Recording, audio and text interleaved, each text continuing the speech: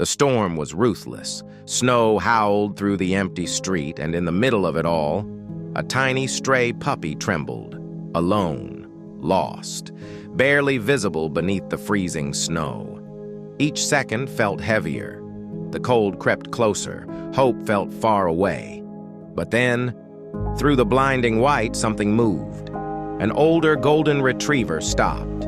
He listened, and without hesitation, he charged into the storm. Snow flew as he dug with all his strength, refusing to give up. Finally, he found the puppy, shaking, exhausted, but alive. Gently, carefully, the golden retriever lifted him and carried him through the snow, step by step, to safety.